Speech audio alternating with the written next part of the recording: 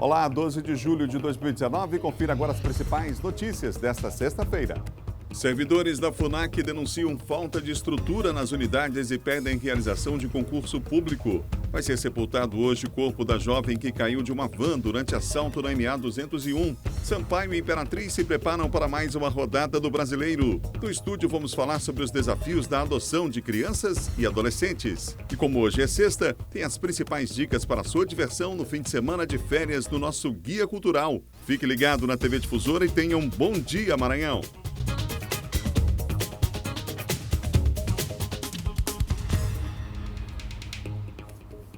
Uma excelente sexta-feira para você que acompanha a nossa programação em todo o estado aqui pela TV Difusora. Estamos começando o Bom Dia Maranhão. Os amigos que nos acompanham aí na região sul, em Balsas, ligados da nossa programação em Imperatriz. Esse é o último final de semana da Expoimp, a maior exposição agropecuária da região. Ontem muita gente participando do rodeio. Foi a primeira noite do rodeio e a gente já tem as informações e os detalhes para você aí da região Tocantina também. Um abraço aos amigos em Caxias acompanhando a nossa programação na Sinal Verde aí em Caxias. Um abraço a todos os colegas aí da Sinal Verde e também aos amigos que acompanham a nossa programação. Nós vamos ver como é que está o trânsito agora na capital com imagens em tempo real na Central de Controle da SMTT, a central na Secretaria Municipal de Trânsito e Transportes. Aí está, primeiro, 4 avenidas importantes. A gente vai começar pela Avenida Carlos Cunha, aqui próximo ao São Luís Shopping. A gente começa pela Carlos Cunha, o trânsito tranquilo, fluindo normalmente nesse horário. É claro que bem maior aí o fluxo de veículos no sentido centro, para as pessoas que vêm aí de vários bairros do Calhau, da Ponta da Areia, enfim, de vários bairros da cidade e se deslocam aqui para o centro da cidade. Vão daqui a pouco passar pela Ponte Bandeira Tribus. Trânsito tranquilo, portanto, na Carlos Cunha. Agora vamos para Jerônimo de Albuquerque, ali próximo ao antigo Roque Santeiro, bairro do Bequimão. Aí o trânsito, o fluxo já é maior de veículos nesse horário também, está começando a ficar mais complicado. Geralmente o trânsito já é mais lento lá desde o Angelim. Lá em cima, no Angelim, o trânsito já começa a ficar mais, o fluxo já começa a aumentar nesse caso, né? Vamos agora para o Bacanga, região Itaquibacanga. Essa câmera está colocada aí próximo aí a barragem do Bacanga. A gente observa nos dois sentidos, né? O trânsito fluindo normalmente, mas já um volume maior nesse horário. Mesmo com as férias aí em algumas avenidas, a gente tem ainda um fluxo grande de veículos, principalmente nesse horário. A Avenida dos Portugueses aí está, portanto, o sentido Bacanga Centro, o sentido contrário também, o trânsito fluindo normalmente, maior aí, claro, no sentido centro, pelo menos até agora. Magalhães de Almeida, próximo ao Mercado Central, aí está o movimento tranquilo, né, no centro da cidade, ali acesso à Rua Grande, um dos principais centros comerciais da capital. Trânsito tranquilo também, Rua Grande, Rua de Santana, o acesso é por aí. Mas o trânsito está tranquilo nesse momento, nesse ponto da cidade também. Já já a gente tem mais informações, mais imagens ao vivo para você em tempo real de várias avenidas da cidade, orientando você que está saindo de casa agora, você que já está no trânsito também e acompanha pela internet a nossa programação. Recentemente, vários casos foram registrados e tiveram ligação aí de alguma forma com as unidades da FUNAC aqui no Maranhão. O Sindicato dos Servidores denuncia que as condições de trabalho no órgão são precárias e que é urgente a realização de concurso público. 13 de junho, um monitor identificado como Marcos Pablo Penha, de 31 anos, é executado a caminho da unidade da FUNAC de Passo do Lumiar. A suspeita é de que o crime tenha sido cometido por um ex-interno. 20 de junho, 19 internos conseguem fugir da unidade de ressocialização da FUNAC em Imperatriz. 9 ainda não foram recapturados. 24 de junho, tentativa de abuso sexual é registrada, também na unidade de Passo do Lumiar. Casos registrados somente no mês passado e que chamaram a atenção para questões voltadas ao sistema da Fundação da Criança e do Adolescente. Criada em 1993, são 5 unidades na região metropolitana de São Luís e outras 2 em Imperatriz. Segundo o Sindicato dos Servidores da FUNAC, em todo o estado são 1.000 agentes de segurança socioeducativos, somente 20% concursados. Além disso, as condições estruturais das unidades não seriam as adequadas e os profissionais que atuam nelas vivem em constantes ameaças. Eu recebo muitas denúncias lá do pessoal de Imperatriz, dos agentes de Imperatriz. Infelizmente, eles estão jogados lá. Eles estão desesperados com tudo que vem acontecendo lá dentro das unidades.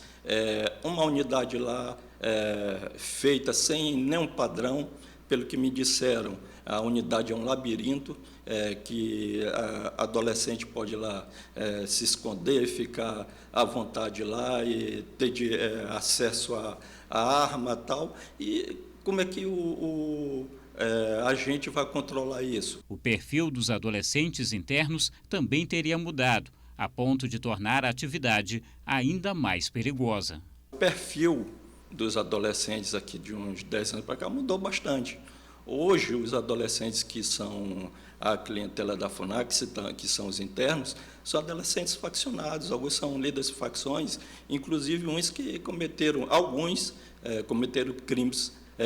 atos infracionais análogos a crimes hediondos e que estão lá dentro das unidades. A Comissão de Defesa da Criança da Ordem dos Advogados do Brasil diz que está acompanhando os casos e que a situação do sistema no Estado somente vai mudar com um conjunto de ações na área. A FUNAC, tenho feito as visitas e feito esse acompanhamento. O que a gente sente é que sozinha a FUNAC, né, embora ela tenha essa responsabilidade de cuidar desses menores infratores, ela sozinha, enquanto instituição, não tem condições de abarcar todo esse projeto, né, porque ele é um projeto amplo. Por que eu digo que é um projeto amplo? Porque ele passa desde a educação, pela saúde, pelo lazer. Então, não existe recursos financeiros suficientes e a saúde, por exemplo, nós não temos uma unidade de saúde própria para cuidar dessas crianças. A Fundação da Criança e do Adolescente, FUNAC, informa que atualmente 1.068 servidores integram o quadro funcional e destes, 566 desenvolvem a função de educadores sociais. A FUNAC comunica ainda que está prevista na lei orçamentária deste ano a realização de concurso público para o provimento de 150 cargos de nível médio e superior e que o processo para sua realização encontra-se em tramitação. A Fundação informa ainda que as unidades citadas operam dentro da sua capacidade e que, em acordo com o Sistema de Justiça de Imperatriz, foi realizada a permuta dos programas executados para possibilitar maior segurança e oportunizar o desenvolvimento das atividades, conforme preconiza o Sistema Nacional de Atendimento Socioeducativo. Vai ser enterrado hoje o corpo da jovem de 18 anos que morreu ao cair de uma van durante um assalto na MA 201. No velório, familiares e amigos pediram por justiça. Veja na reportagem de Ciro Mineiro. No velório da jovem de apenas 18 anos, familiares e amigos compartilham da mesma dor e tristeza. Muito abalada, a mãe de Micaele revelou que tem certeza de que a filha não se jogou, mas sim foi empurrada para fora da van. Saber que ela foi morta porque ela foi assassinada, porque ela não pulou de van. Ela já era acostumada a ser assalto, porque tem tanta violência nessa cidade, que ela já era acostumada a ser assaltada, ela não ia pular da van. E eles que jogaram ela porque ela jogou o celular pela janela. E ficaram com raiva e jogaram minha filha, que ela caiu de costa. Micaele Rodrigues já estava bem próximo de descer quando a van em que estava foi abordada por criminosos. As autoridades policiais ainda estão apurando se ela se jogou ou se foi empurrada para fora do veículo. O fato é que Micaele caiu, bateu a cabeça no asfalto e sofreu um traumatismo craniano, o que resultou na morte dela. Ela era querida por todo mundo amava ela, só não mais do que o pai e a mãe. O caso da jovem Micaele chama a atenção para um grave problema. Segundo o Sindicato do Transporte Alternativo do Maranhão, praticamente todos os dias motoristas de vans se tornam alvos de assaltos. Um crime que tem sido cada vez mais recorrente em toda a região metropolitana de São Luís. Todo dia nós temos assalto nas vans, tanto aqui na região da metropolitana como na BR-135, de Barcabeira, de Santa Rita, Barcabeira e Peri de Baixo é o local mais adequado para que os assaltantes fiquem abordando as nossas vans durante o dia e até 10 horas da noite. O corpo de Micaele Rodrigues deverá ser sepultado na manhã desta sexta-feira no cemitério Pax União.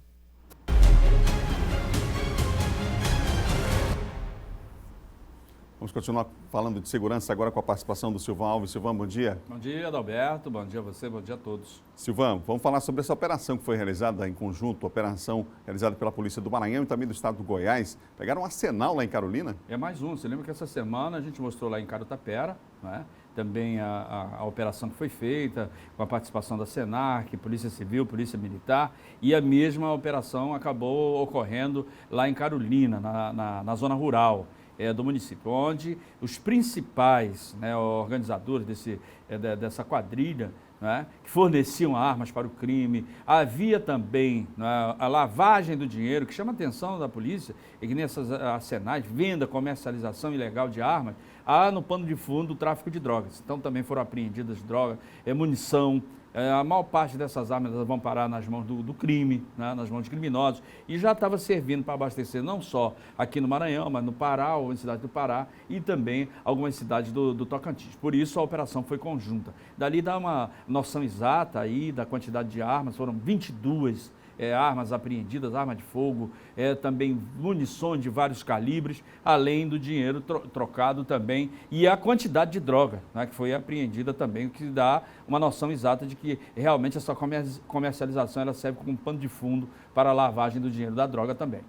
Silvana, nós tivemos ontem aqui na capital assalto a uma lotérica e tem um caso que chama a atenção, que é a vestimenta das pessoas que, suspeitos até agora, né, apontados como aqueles que iriam assaltar, o que assaltaram a lotérica. Exato. Esse tipo de crime, ele tem se tornado comum. As pessoas, as quadrilhas utilizarem fardamentos, geralmente esses fardamentos são roubados, né, ou adquiridos de forma ilícita, de funcionários dessas empresas, que são empresas prestadoras de serviço, para assaltar. E nesse caso aí, já que eram 6 indivíduos, não se sabe ainda de que forma eles conseguiram esse fardamento. Entraram na lotérica, um dos pontos mais movimentados da cidade, né? Avenida Colar de Moreira, uma das avenidas mais movimentadas da cidade, agiram lá, roubaram cerca de R$50 mil do dinheiro da lotérica e depois acabaram conseguindo fugir. O que a polícia tem é que seria um veículo de cor cinza, embora, como ali é um local bastante monitorado, já se tem as imagens das câmeras de vídeo monitoramento, as câmeras da SMTT, que são as câmeras da rua, e fora o vídeo também de monitoramento feito pela lotérica, que ajudarão já o avanço das investigações a partir de hoje. Obrigado, Silvão. Bom final de semana. Bom final de semana, Adalberto. A você e a todos. Silvão Alves, que apresenta de segunda a sexta, 6 da manhã, aqui na TV Difusora, o Bandeira 2. Confira agora o nosso giro de notícias. A pesquisa de endividamento e inadimplência do consumidor em junho da Confederação Nacional do Comércio de Bens, Serviços e Turismo mostra que aumentou pelo 6º mês consecutivo o percentual de famílias brasileiras endividadas, alcançando o maior patamar de endividamento desde julho de 2013. A proporção das famílias que se declararam muito endividadas aumentou entre os meses de maio e junho de 12,9% para 13% das famílias.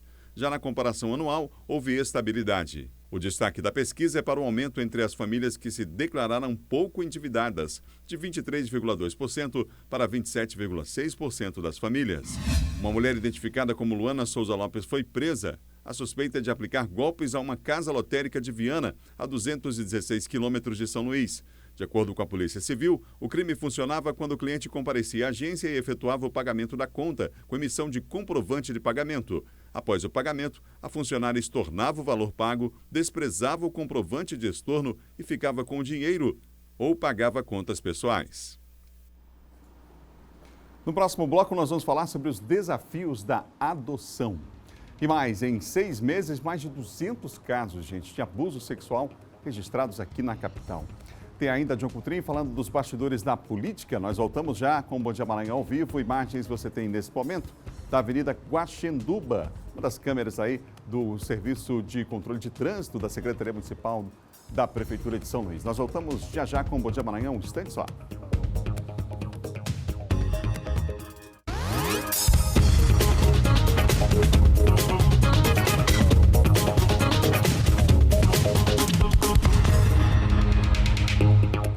Estamos de volta nessa sexta-feira, ao vivo para todo o estado com o Bom Dia Maranhão. Obrigado pela preferência aqui na TV Difusora, os amigos do interior do estado, em Açailândia, também os amigos que estão ligados aí em Pinheiro, na nossa programação, em Santa Inês. Obrigado aí pela preferência pela TV Difusora. Nós vamos mostrar agora, voltar a mostrar imagens ao vivo de pontos estratégicos aqui da cidade. A gente começa na Avenida Beira-Mar, aí aquele cruzamento, a chegada ali, a subida para a Rua do Egito.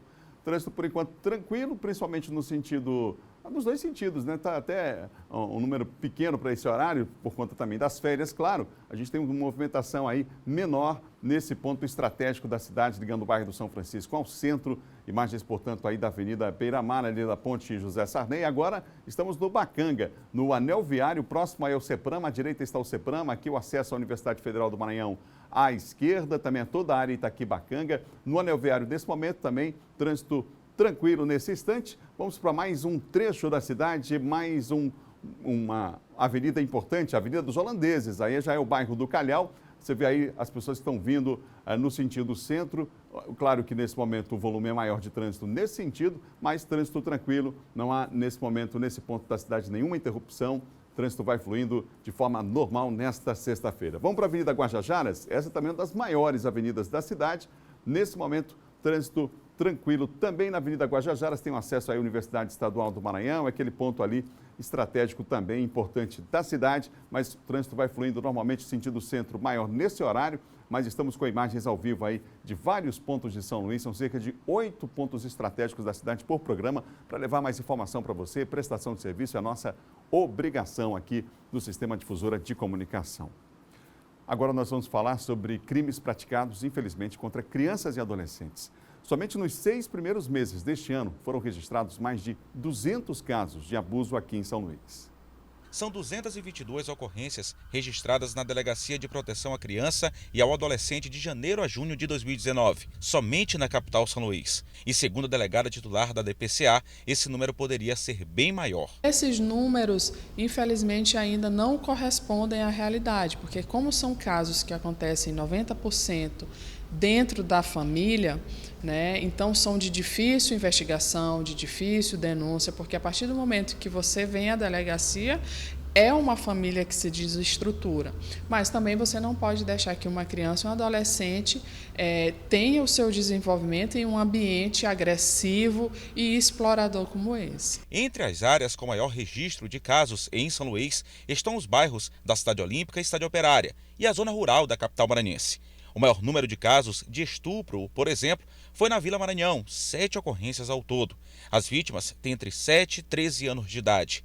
Os casos recentes agora estão sendo acompanhados pelo Conselho Tutelar da Zona Rural e foram dados todos os procedimentos que devem ser dados. E para o centro de perícia, as crianças passaram pelo exame de constituição carnal, atendimento psicológico e para a instauração do inquérito policial. Só nesta semana, outros 3 casos também foram registrados no interior do estado. Em Olho d'Água das Cunhãs, um homem de 41 anos foi preso por ter estuprado a enteada de 13 anos. Em Rosário, foi preso um idoso de 62 anos que estuprou a própria neta, uma criança de 11 anos. Em Bacabal, uma mulher foi presa porque explorava sexualmente a própria sobrinha, uma menina de 12 anos de idade. 90% dos casos de abuso contra crianças e adolescentes acontecem no seio familiar. Trabalhar a educação, informação dentro da própria família e até em outros locais, como na escola, por exemplo, ajudariam a prevenir essas ocorrências criminosas. A gente faz o trabalho preventivo, batendo na tecla de que a educação e a informação são os meios mais eficazes de prevenção. E isso deve acontecer dentro de casa, né, através dos pais, controlando e tendo de perto o que seu filho acessa, celulares, redes sociais, computadores, videogames, e também na escola, né, através dos professores. Isso precisa ser levado para a escola. A educação sexual faz parte da nossa vida hoje. E enquanto a gente fechar os olhos para esse tipo de prevenção, esses crimes, infelizmente, tendem a acontecer com maior frequência. Deve receber alta amanhã um bebê encontrado e uma caixa de papelão nas imediações do Complexo Esportivo Canhoteiro aqui na capital. Caso nenhum parente apareça para ficar com a criança, ela deve ser levada para um abrigo e em seguida deve ser disponibilizada para adoção. No Bom Dia Maranhão de hoje eu recebo o diretor da Escola Superior do Ministério Público, promotor da Infância e Juventude, afastado, para falar sobre os desafios da adoção no Brasil. O Tomás Tadeu, nosso entrevistado aqui no estúdio. Bom dia. Bom dia. É um desafio, como a gente falava ainda há pouco, e aí eu lembrei esse caso, nós temos 2 casos recentes, né? Esse caso da criança que foi abandonada e o outro caso de uma mãe na Cidade Operária que matou o próprio filho, ela se dizia ali incapaz de cuidar da criança, enfim, cometeu esse ato. Que lição a gente pode tirar, doutor Márcio, de casos como esse que chamam a atenção realmente, mas para um assunto que deve ser tratado, claro, durante o ano inteiro, até pela sua importância, né? Sem dúvida. Além do direito à vida, o direito à integridade física, psicológica, um dos direitos fundamentais de todas as crianças e adolescentes é o direito à convivência familiar e comunitária, que deve se dar tanto na família biológica, preferencialmente, na família extensa, desde que haja vínculo de afeto, mas também na família substituta, como a família adotiva.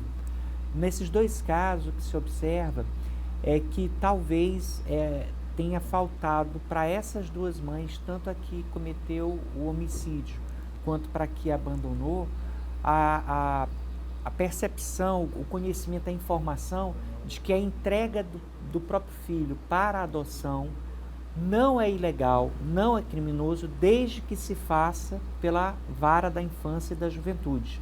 O Estatuto da Criança e do Adolescente, ele estabelece que inclusive a obrigação do Sistema Único de Saúde, ao tomar conhecimento, né, de uma mãe, de uma gestante, de uma parturiente que deseja entregar o filho à adoção, primeiro, de prestar gratuitamente assistência psicológica para essa mãe, para que ela possa ter uma decisão informada e consciente.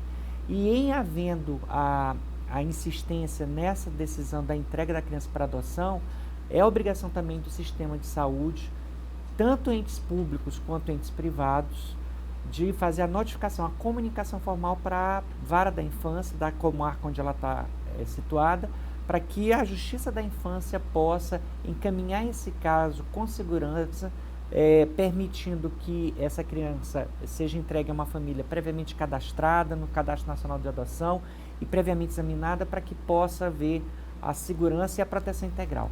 Nesse sentido, houve uma mudança recente, inclusive, no Código de Saúde aqui do Estado, né? Que pode contribuir, inclusive, nessa direção, de fazer, inclusive, com que as mães estejam informadas sobre isso que o senhor acaba de falar, da legalidade, do processo absolutamente normal da entrega da criança, desde que faça da forma correta a vara da infância e da juventude. Que mudança foi essa no Código e como é que isso deve acontecer na prática? O Centro de Apoio Operacional da Infância e da Juventude do Ministério Público do Maranhão envidou esforços e, ano passado, pela Lei 10.923, a vigilância sanitária, que é quem fiscaliza o funcionamento dos estabelecimentos hospitalares, estabelecimentos de saúde, ela foi legitimada, ela foi autorizada a fiscalizar 3 pontos. O primeiro, se aquela mãe que está sendo atendida na unidade de saúde, no hospital, na maternidade, e que declarou que quer entregar a criança, se ela teve aquele apoio psicológico que o artigo 8º, parágrafos 4º e 5º do Estatuto lhe garantem.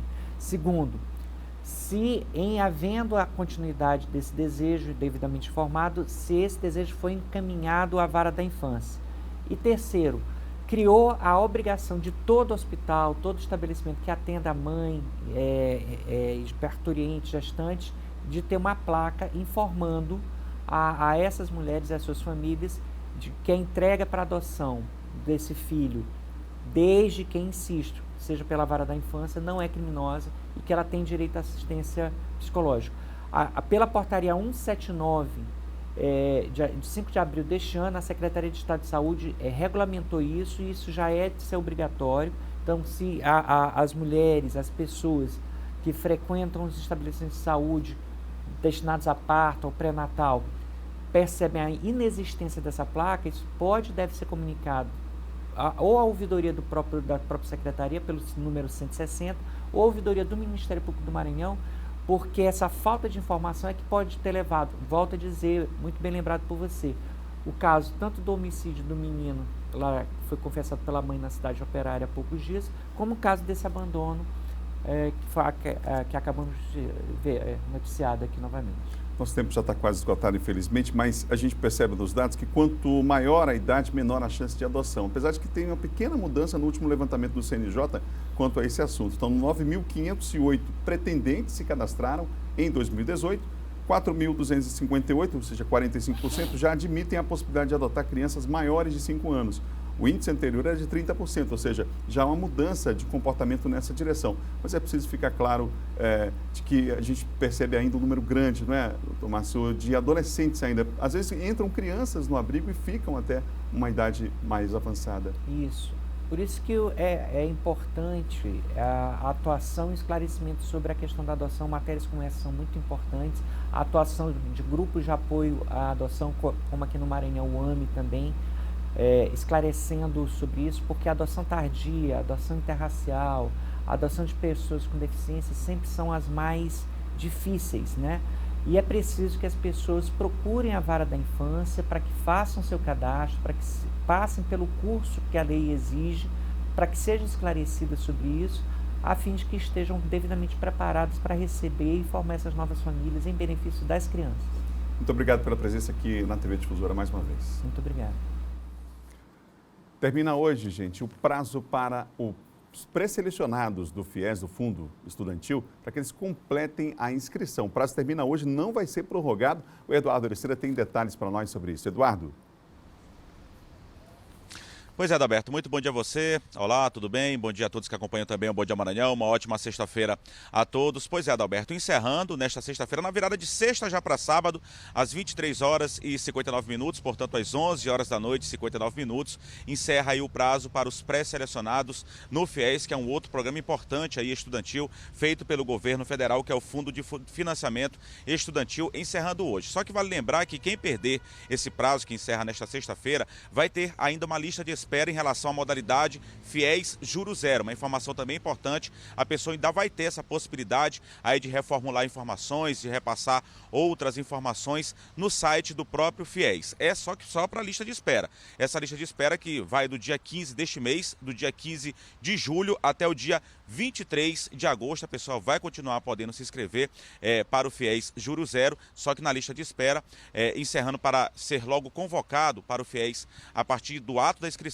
encerra hoje o prazo com a reformulação de informações ou até o acréscimo de informações por parte do candidato. A gente lembra que estão sendo ofertadas para essa modalidade FIES Juro Zero, ao todo aí em todo o país, 46.600 vagas, são muitas vagas que estão sendo ofertadas nas instituições de ensino privadas. Aderiram ao FIES Juro Zero ao todo 1.756 instituições de ensino privadas em todo o país. Além dessa modalidade Juro Zero, Adalberto, a gente lembra também que tem uma outra modalidade do FIES, que é o PFIES. Para essa modalidade, aí sim o candidato não é aí a totalidade de mensalidade que é zerada, vai ter aí uma redução na mensalidade das pessoas que desejarem cursarem aí alguma instituição de ensino, mas é uma promoção boa também, é uma redução boa na mensalidade que será paga pelo candidato. Para essa modalidade, o candidato precisa ir sim, aí tem que comparecer à instituição de ensino, já que cada uma faz aí da sua forma, tem aí a justificativa, tem aí o individualismo de poder exercer da forma que quiser nessa modalidade PFIES, e quem quiser se inscrever nessa modalidade precisa aí comparecer na instituição de ensino desejada que quer ingressar. A gente volta com você, Adalberto. Obrigado, Eduardo, pelas informações. Daqui a pouquinho, Eduardo volta ao vivo aqui no Bom Dia Maranhão. Agora vamos falar de política?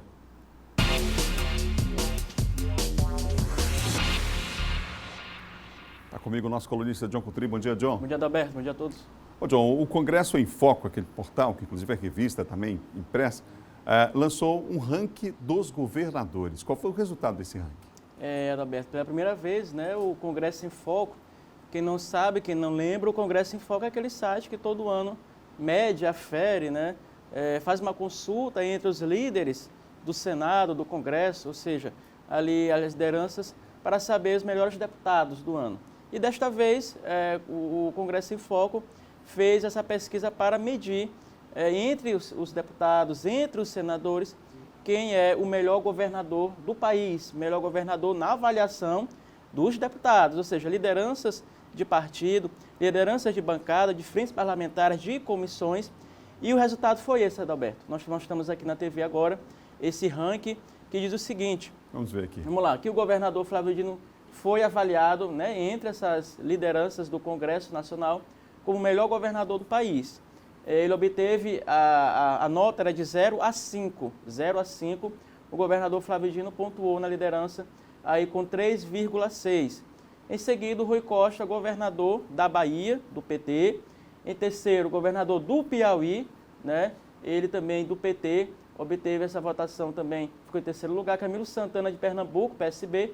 Renato Casagrande, do Espírito Santo, Paulo Câmara e Eduardo Qual é o Leite. partido do Renato Casagrande, você lembra? Renato Casagrande, se eu não me engano, é do PSB também, se eu não me engano. Eu estava observando aqui os 4 primeiros, Isso. né? PSB, PT Partido e de PCdoB, esquerda. né?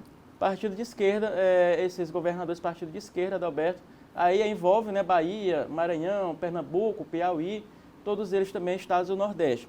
Só lembrando, segundo o Congresso em Foco, Adalberto, esses parlamentares, senadores, deputados, a maioria, só 30% foram de partidos de esquerda, ou seja, para não dizer, ouviram mais lideranças do PDT, do PCdoB, mas não, eles procuraram, né, fazer uma diversificação. Um equilíbrio, né? Um equilíbrio, para não tendenciar na hora do resultado. Então, além desses partidos de esquerda, a maioria também dos ouvidos, algo em torno de 70% dos ouvidos, fazem parte da base do governo Bolsonaro, ou seja, até os bolsonaristas, né, da Câmara reconhecem que o governador Flávio Dino, esses governadores do Nordeste, têm uma atuação melhor no seu estado. Ou seja, então... É interessante lembrar, porque no Claro. ranking a gente vê o João Dória com 2,6 em 10º lugar do estado como São Paulo, né? São maior Paulo, estado da federação. Perfeitamente. Minas Gerais também, ali, Rio de Janeiro, que o Ibanez Rocha também, ali pontuando bem baixo. Só lembrando às pessoas que estão em casa, esse ranking é dos deputados e senadores, não é da população. Sim. Para não se confunda, não é a população, não. São lideranças do Congresso, políticos do Congresso, que fizeram essa avaliação e reforçam, né, a liderança do governador Flávio Dino e o governo dele bem avaliado entre os congressistas. Vai lembrar que o Congresso em Foco é uma entidade que, quer dizer, uma instituição que geralmente é aguardada com muita expectativa, principalmente no fim do ano, né? Claro. Aquele resultado relacionado aos próprios parlamentares, né? Os mais influentes, os que tiveram melhor desempenho na Câmara e no Senado também, enfim. John, vamos falar sobre o PSL de Jair Bolsonaro, os debates para as eleições de 2020 do Maranhão, como é que estão? Já começam hoje, Adalberto. Hoje é o encontro do PSL estadual na Assembleia Legislativa durante todo o dia de hoje. Eles já vão discutir, claro, o cenário político para o próximo ano. Entre os convidados está o juiz federal Roberto Veloso, que até esteve aqui conosco no programa Resenha. Eles tentam convencer o juiz Roberto Veloso a ser o candidato do PSL no Maranhão. Roberto Veloso, o juiz federal Roberto Veloso, tem uma ligação muito forte com o ministro Sérgio Moro. Então, por conta disso, o PSL do Maranhão acharia interessante ter uma candidatura como ele, né? Um ex-juiz federal, sendo na magistratura, e o juiz Roberto Veloso estará presente nesse evento. Ele proferirá uma palestra, né, sobre direito eleitoral, as regras eleitorais para o próximo ano. Nesse evento, claro, como a imagem mostra, o presidente estadual Chico Carvalho, a Maura Jorge também deve estar presente, o Alan Garcês. O Alan Garcês é um médico que ocupa um cargo no Ministério da Saúde. Ele também se coloca como possível candidato do PSL. Então nós temos aqui Roberto Veloso, juiz federal, e o Alan Garcês disputando a indicação do PSL para ser prefeito nas próximas eleições. E esse encontro hoje, portanto, na Assembleia Legislativa do Estado do Maranhão. Obrigado, John. Um ótimo dia para você. Bom final de semana. Obrigado, Alberto. Até segunda. John Coutry participando aqui do Bom Dia Maranhão. No próximo bloco, vejo os preparativos dos times maranhenses para a rodada do Campeonato Brasileiro do fim de semana. E mais, o roteiro da sua diversão no nosso Guia Cultural com Jéssica Lima. Final de semana de férias, é bom que você lembre, né? Imagens ao vivo você tem nesse momento na capital, região do Vinhais. Aí está, portanto, imagens ao vivo. Tempo bom aqui na capital, nesta manhã de sexta-feira. O Bom Dia volta já já.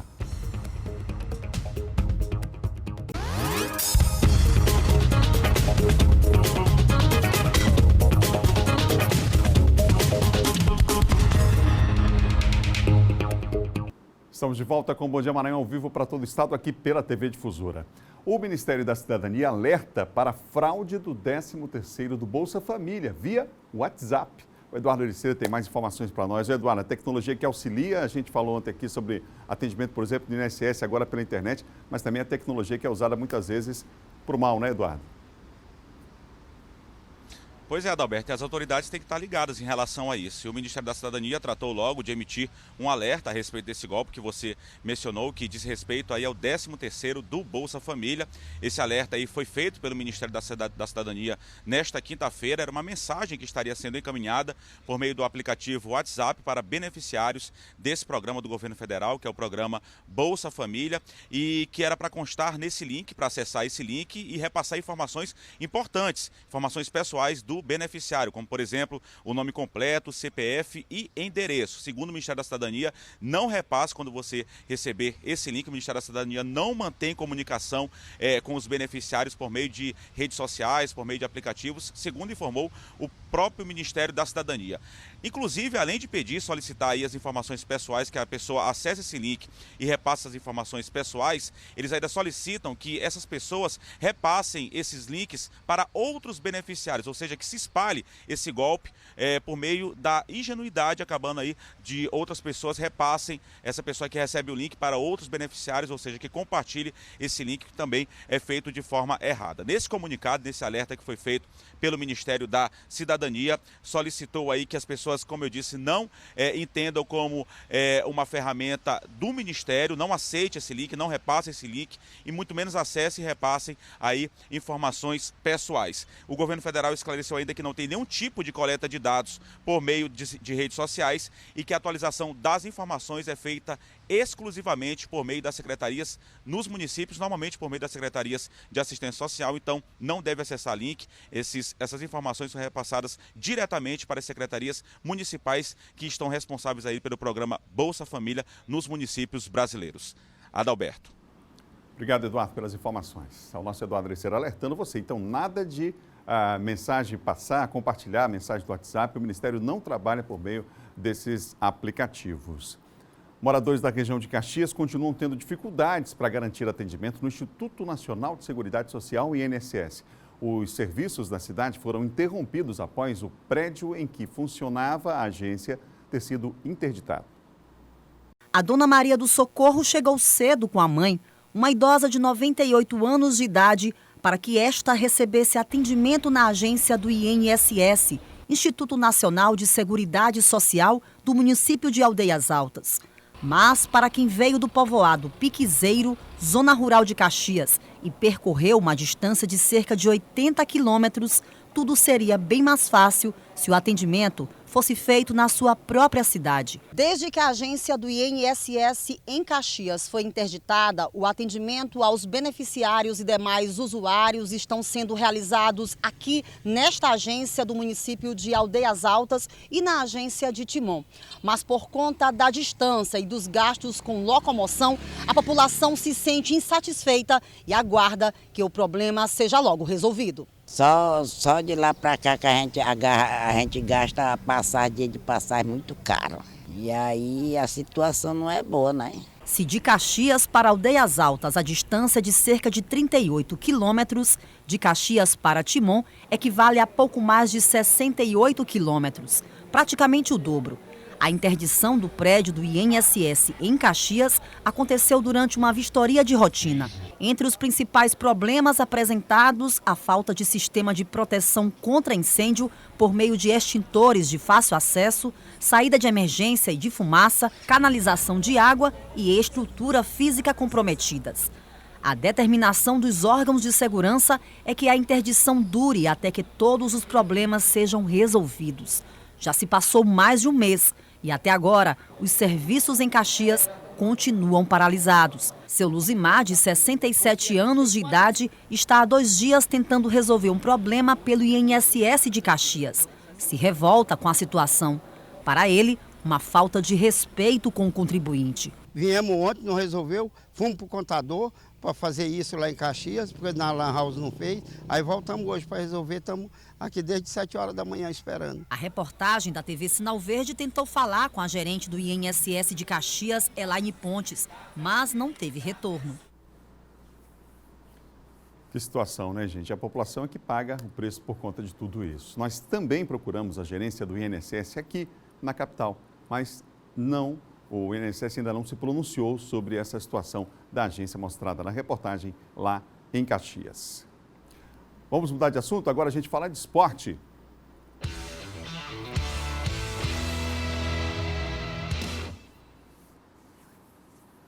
Vamos falar de Campeonato Brasileiro, porque as 2 equipes maranhenses que disputam a Série C voltam a entrar em campo nesse final de semana. Os 2 buscam a virada na competição nesse retorno. No Sampaio, depois dos últimos resultados, o clima é outro, hein? Agora o tricolor quer aproveitar a sequência de 2 jogos em casa. Depois de garantir a vitória em cima do Botafogo da Paraíba, o clima entre os jogadores é de otimismo. Apesar do trabalho intenso conduzido por João Brigatti, não foi difícil registrar momentos de descontração e brincadeiras. Mas claro, sem perder o foco. Afinal de contas, o grupo já tem um novo desafio. Encara domingo o Globo do Rio Grande do Norte aqui na capital. A gente vem crescendo dentro da competição. Foi de suma importância essa vitória. Mas agora a gente trabalhou aí esses dias, sabemos que é um jogo difícil, então aqui já quero convidar todos os torcedores a comparecer, né, no estádio, nos apoiar, porque é um jogador a mais dentro de campo, né? O Sampaio ocupa a 3ª colocação na tabela da Série C do Campeonato Brasileiro com 18 pontos ganhos. O tricolor está atrás somente do Ferroviário do Ceará e do Confiança do Sergipe, mas segue firme no G4. Para a partida de domingo, João Brigatti contará com mais opções à disposição, a exemplo do meia Eloir, que volta após cumprir suspensão automática e de se recuperar de lesão. Tive esses dias para tratar e me recuperar 100% para poder ajudar o Sampaio. O treinador que pede bastante intensidade na hora de atacar e também de defender. A gente tem visto que tem dado resultado, já deu resultado do jogo passado. É uma nova era agora e a gente está cada dia pegando mais o jeito que ele quer que ele jogue. Diante da boa fase dentro da competição, novas contratações estão sendo viabilizadas, mas a diretoria segue valorizando as pratas da casa, como é o caso do zagueiro Paulo Sérgio, atualmente capitão do grupo. É uma liderança, né? Mas haja visto que não só é o Paulo Sérgio, tem outras pessoas aí, né, outros jogadores que também têm uma liderança positiva dentro do elenco, mas eu estou ajudando, né, estou contribuindo com o que eu posso, né, dando um incentivo, né, ajudando meus companheiros e tenho certeza aí que no domingo a gente vai dar alegria para os torcedores. Sampaio vive um bom momento, né? Só lembrando que o Sampaio está com uma promoção para a partida contra o Globo no domingo, 5 da tarde. Quem comprar o ingresso para o setor 1 irá ganhar um bilhete de entrada para o jogo seguinte em casa contra o Santa Cruz, dia 18 de julho. O valor do ingresso para o setor promocional custa R$ 20, assim como bilheteria para o setor 2. As cadeiras cobertas custam R$ 50. Vamos ver agora como é que o Imperatriz está se preparando para o jogo. Final de semana tem partida aí válida pelo Brasileiro. Vamos ver como é que está se preparando o Cavalo de Aço. A vitória por 2-0 contra o Náutico na rodada passada faz o Cavalo de Aço respirar melhor. A equipe alcançou a 6ª posição na tabela com 15 pontos. O treino de quinta-feira foi o último antes do embarque na sexta-feira para a longa viagem de ônibus e avião até a Paraíba, onde enfrenta o 13. Os jogadores começaram no clima descontraído, bom para a equipe. E o que faz a preocupação do técnico Paulinho Kobayashi vai ser mesmo com a viagem. Nós temos essa viagem que é cansativa, atrapalha bastante, principalmente o rendimento dos jogadores no sentido de cansaço, né? Então nós temos que recuperá-los o mais rápido possível e só ajustar alguns detalhes que precisou nesse jogo, né? No primeiro jogo entre as duas equipes na competição, no Frei Epifânio, os times empataram em 2-2. Agora, jogando fora de casa, o Imperatriz busca a vitória a caminho do G4. O jogo contra o 13 será no próximo domingo no estádio Hernani Sátiro, em Campina Grande, na Paraíba, às 4h da tarde. O time da casa quer fugir da zona de perigo. O Imperatriz, mais no topo da tabela, espera que o sol continue brilhando no caminho e que o vento sopre a favor do Cavalo de Aço. Bons ventos, né? Imperatriz e 13 se enfrentam domingo, 4 da tarde, lá em Campina Grande. A diretoria do 13 resolveu liberar meia entrada para todo mundo diante da importância do jogo, já que o 13 não está nada bem na competição. Bom, agora a gente muda de assunto para falar da Expoimp. Vamos conferir a programação da exposição, a maior feira de agricultura e pecuária da região tocantina. E tem mais detalhes para nós no encerramento da exposição, é a Micaele Martins. Bom dia, Micaele. Bom dia, Adalberto. Bom dia a todos que nos assistem. É isso mesmo, Adalberto. A Feira Agropecuária de Imperatriz chega aí nos seus últimos 3 dias. Hoje, por exemplo, nesta sexta-feira, encerram aí alguns cursos, né, de capacitação que são ministrados durante toda a Expoimp para trabalhadores e produtores rurais profissionais da área, né? A programação segue aí com shows e também algumas competições, como Prova do Laço, campeonato, né, também o torneio leiteiro. E hoje, por exemplo, o show fica por conta de Fernando Souza e Matheus. Amanhã, no sábado, é o show da dupla sertaneja Kleber e Cauã. E no domingo, do Forró Sacode.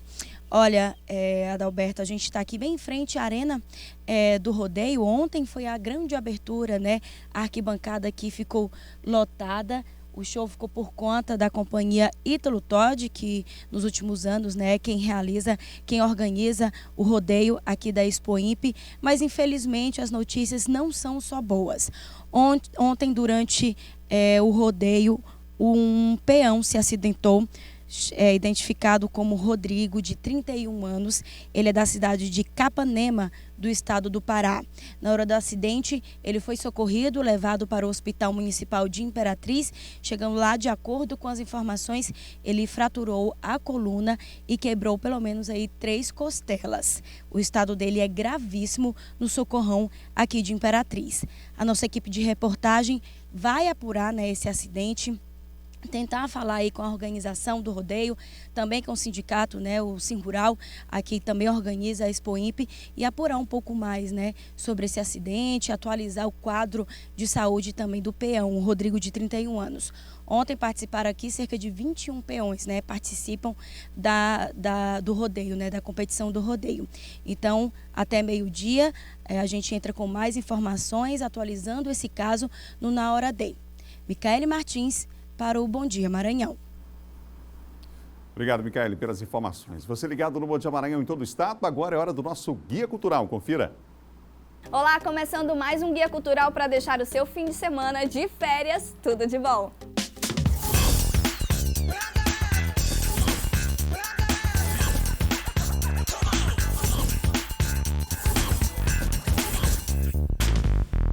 De sábado até o dia 28 de julho, o Shopping da Ilha recebe o Museu do Videogame Itinerante, com entrada totalmente gratuita e aberta ao público. Serão mais de 300 consoles de todas as gerações em exposições, dezenas de consoles antigos para jogar, além de trazer palco Just Dance, simuladores de corridas e muito mais. E quem falou que em julho não tem arraial? Pois tem sim, é o Arraial Energia do São João no Ceprama, que leva inúmeras atrações gratuitas sempre a partir das 19 horas durante o fim de semana para o Ceprama. Hoje tem Dança do Coco, Boi Encantado São Cristóvão e Boi de Iguaíba. Amanhã tem Cacuriá a Sacana, Boi União da Baixada, Boi de Santa Fé e Boi da Pindoba. Já no domingo, Boi de Pindaré, Boi dos Sonhos e Boi da Madre Deus.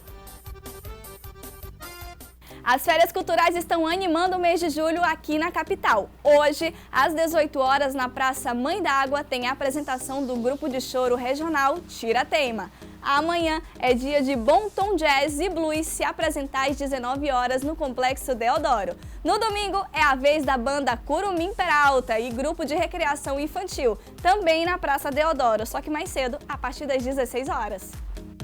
No domingo é dia de encontro na Praça Benedito Leite. A partir das 8 horas tem Banda da Feirinha, depois tem a apresentação do Tambor de Crioula, Grupo Maranhão Arte e Capoeira, Banda Diamante Gold, Banda Estamina e, por último, às 13 horas, as Brasileirinhas. Essas foram as nossas dicas de hoje. Eu vou ficando por aqui. Até a próxima. Tchau, tchau.